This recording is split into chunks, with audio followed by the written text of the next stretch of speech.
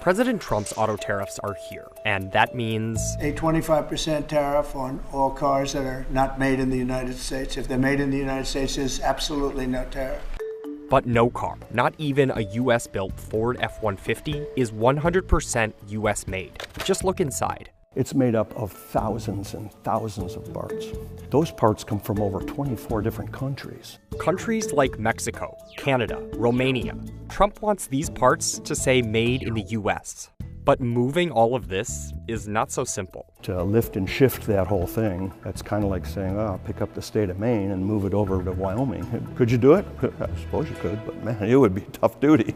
So let's break it down to understand what Trump is trying to do with a slew of new tariffs and why automakers are warning it could backfire. This chart shows where cars sold in the US are coming from. All of these cars now face that 25% auto tariff. But this 53% of US-made cars is also affected by that tariff because of all of those foreign parts. Some of the major components, this is for the Ford F-150. They have an alternator, create current. It's from Mexico. We have half shafts. These deliver torque to the wheels from the driveline. They're from Canada. We have tires, of course, 5 of them. These come from Korea. Of course, you have to have wheels. In this case, a styled, tractive wheels. These all come from Mexico. Those tires from South Korea would face that auto tariff and any reciprocal or universal tariff placed on the country.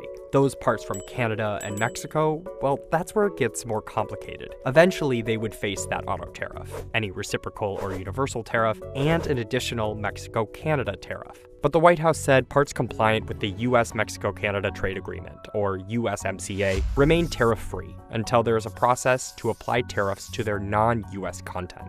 And for some parts, like a transmission, there will be a lot of content to consider. When you realize what goes into an automatic transmission, that's what this is. And so you can see this plethora of parts, gears and seals, springs, fasteners, valves, and shafts, all these different parts. They can come from different suppliers, and those suppliers can be located pretty much anywhere in the world.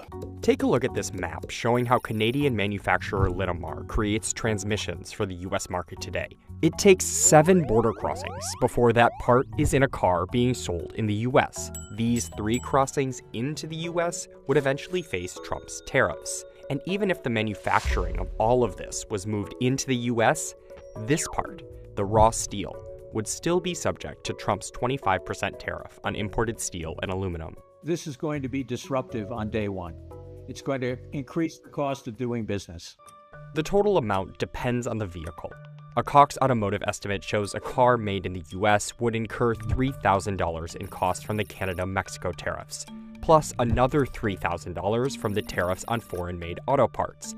Then research shows an added $400 for the steel and aluminum tariffs, and more for any reciprocal or universal tariffs. Have you heard any concerns from the automakers, though, about the tariffs on parts that will go into effect over the coming weeks, about what that's going to mean for the price of Well, I gave American-made them a big cars? break for a month. I didn't charge them anything, for a big month, for that first month. And they brought a lot of material into this country because they could bring it in without tariff. But eventually, added production costs could change what cars buyers see on dealer lots. You could see a stop in production of a number of vehicles, some of which are very important to some of the automakers. Trump's goal, however, is to pressure automakers to make them in the US instead. This is going to lead to the construction of a lot of plants. And the White House said the duties on Canada and Mexico are also meant to disrupt the drug trade. We've lost millions of people due to fentanyl. It comes mostly from China, but it comes through Mexico and it comes through Canada. The trade group representing Ford, GM, and Stellantis said it's critical that tariffs are done in a way that preserves the competitiveness of the North American auto sector. North American is the key there. Because of the Trump-negotiated USMCA and NAFTA before it, automakers have essentially viewed these countries as borderless.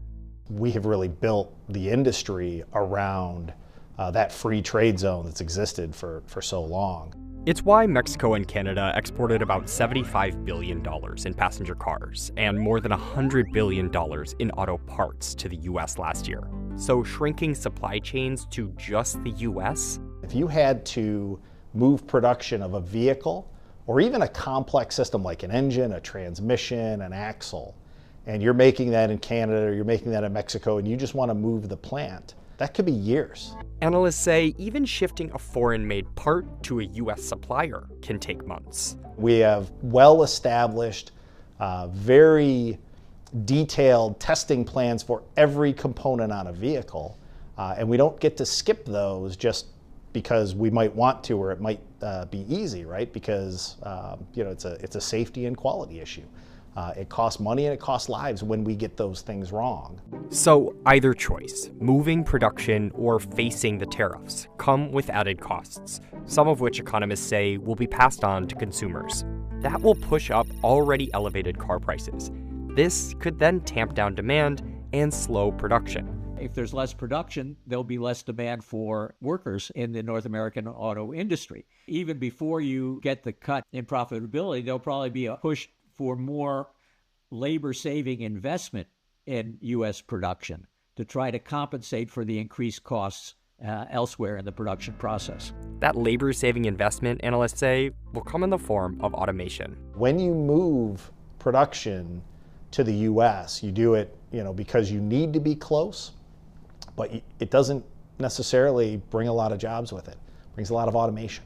But the United Auto Workers Union applauded Trump's tariff on foreign autos, adding it's now on the automakers to bring back good union jobs to the U.S. To make investments months or years into the future, automakers need certainty and stability. They want it to be clear what's going to happen, when it's going to happen, and why it's going to happen. But automakers are still waiting for clarity on the extent and application of the various tariffs, especially after the pause and then temporary exemption from the Mexico-Canada tariffs. The uncertainty of whether and how long these tariffs will stick around is creating real dollars waste in terms of warehousing and trucking, and call it soft waste, wasted time, wasted energy, wasted attention that could be better deployed building and designing the next vehicle, the next system. That time spent debating if this alternator should continue to come from Mexico or this crossbeam from Canada is to some a distraction from the larger disruptors in the industry, namely the fast-moving Chinese competition. China is now the world's largest vehicle exporter. Very tumultuous time in the industry, for sure. Things are changing faster than they ever did before. And at the end of the day, you have to remember, it's not the big that eat the small, it's the fast that eat the slow. And so whatever you are, don't be the slowest. Move quickly.